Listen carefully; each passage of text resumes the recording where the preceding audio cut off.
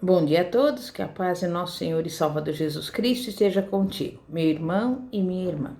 A mensagem de hoje tem como tema Atacando a Ira. E nós vamos abrir a palavra de Deus em Efésios, capítulo 4, versículos 26 e 27, que diz assim: Irai-vos e não pequeis. Não se ponha o sol sobre a vossa ira, nem deis lugar ao diabo. Sabemos que o mundo é um lugar cheio de ira. Ira no trânsito, no estacionamento, no corredor, no shopping, nas filas, etc. O que faz a ira ser tão difícil de entender e tão perigosa é que ela se inflama de repente, com muito poder e de forma irracional.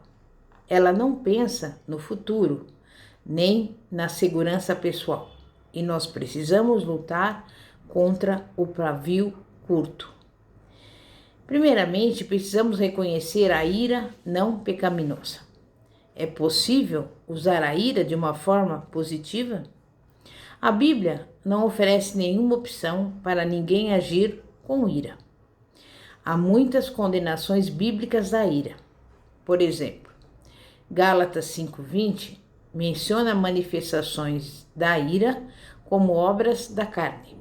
Provérbios 29:11 diz: O tolo dá vazão à sua ira, mas o sábio domina-se.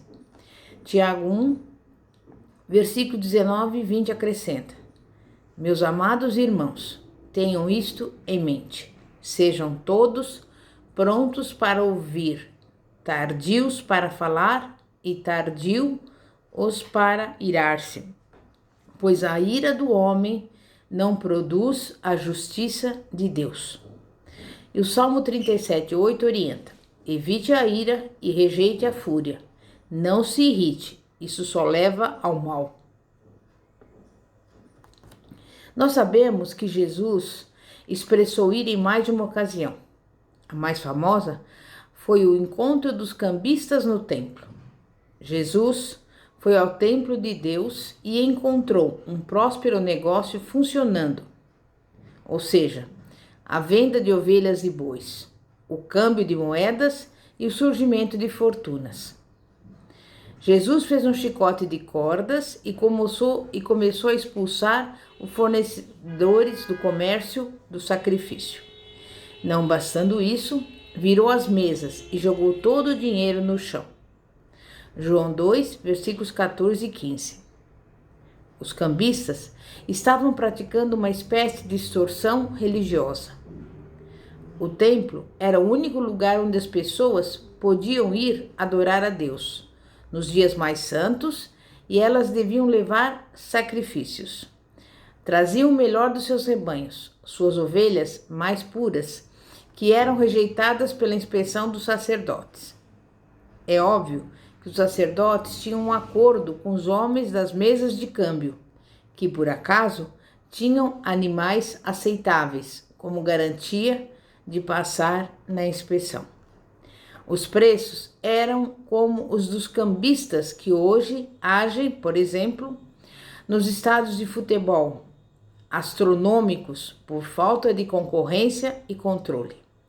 Desse modo, as pessoas vinham adorar a Deus e eram trapaceadas institucionalmente. Mas havia mais motivo para aumentar a ira de Jesus.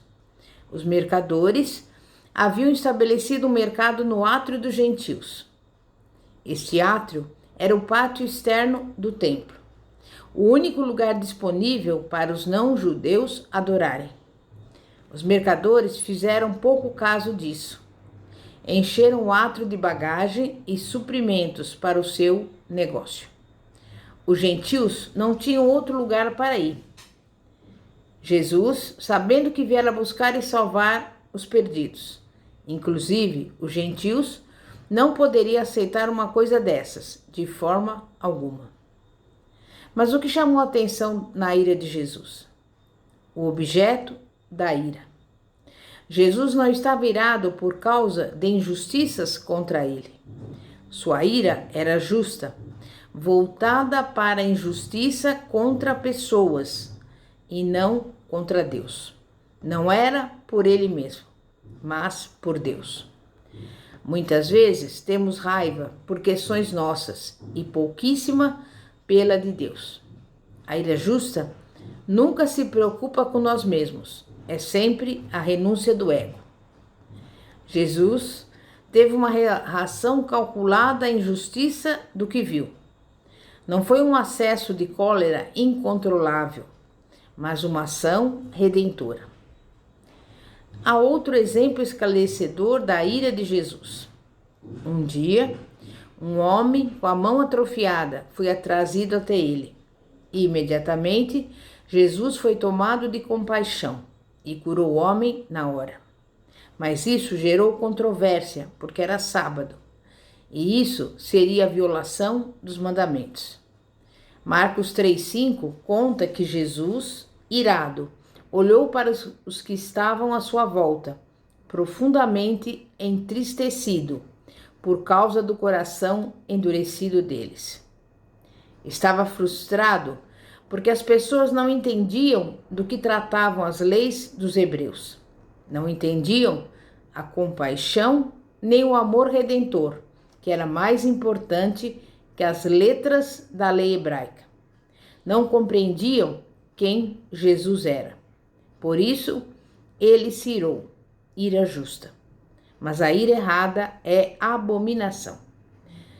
Precisamos renunciar à ira pecaminosa. Chegamos agora ao outro lado da ira. O tipo a que Paulo se refere em Efésios 4, e mais especificamente no versículo 31. Este é o tipo de ira que não podemos ter: amargura, ressentimento, raiva, blasfêmia e língua venenosa.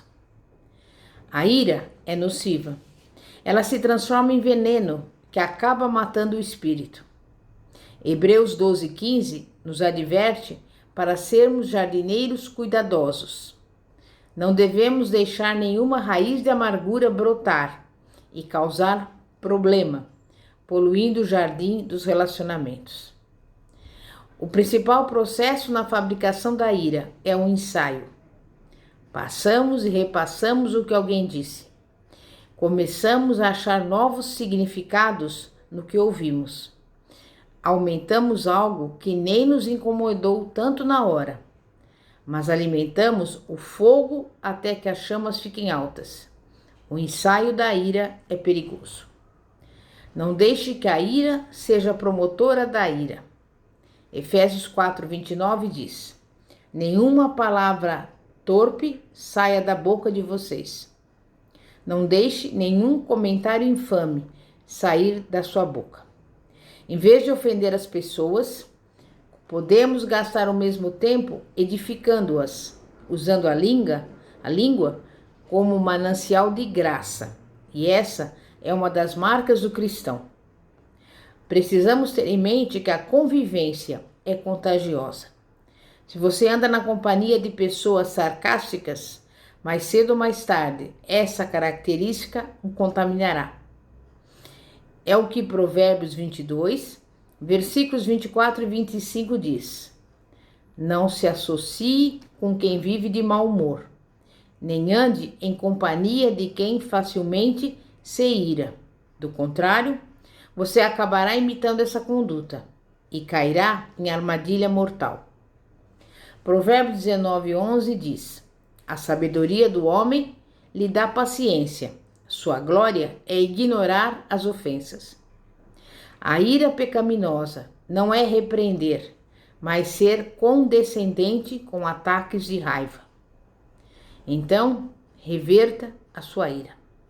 Se alguém lhe fizer mal de alguma maneira, veja o que acontece quando você paga o mal com o bem. A vergonha da pessoa se torna visível. Não participamos da ira mundana, mas vamos demonstrar muita gentileza, ternura e perdão. Dessa forma, toda a ira vai ser dissolvida pelo poder da graça divina. Graça não é um comportamento natural, é sobrenatural. Ser capaz de se resignar a todo mal e a toda perseguição que o mundo pratica e reagir com dose dupla de amor e compaixão. É evidência clara de Deus. A ira pode receber um ponto final. Fazemos isso quando a invertemos e entregamos a Deus. O Senhor Jesus, quando foi colocado na cruz, anulou o mal. Ele o tomou todo no seu corpo dolorido e fez uma oração de perdão, dizendo: eles não sabem o que fazem. E não é isso que acontece da maioria das vezes que nos fazem mal? As pessoas não sabem o que fazem. Quando Jesus escolheu esta reação, o maior milagre do mundo aconteceu. O pecado não foi ignorado, foi cortado. A morte foi destruída. Foi quebrada a longa corrente do mal desde a criação. E mais, estabeleceu-se um novo padrão. Nós, você e eu, devemos viver por esse padrão. Bem por mal, bênção por maldição, compaixão por agressão. No dia em que agirmos assim, começarão os milagres. Ficaremos livres da prisão que nos impusemos e garantiremos a liberdade de viver em paz e alegria. E eu pergunto, você está irado? Você está irada? Entregue a sua ira a Deus, em nome de Jesus. Amém?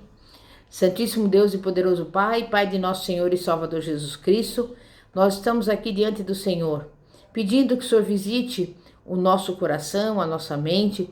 Não queremos guardar em nosso coração, qualquer raiz de amargura, de raiva, de ressentimento, de mágoa, de tristeza, de ira.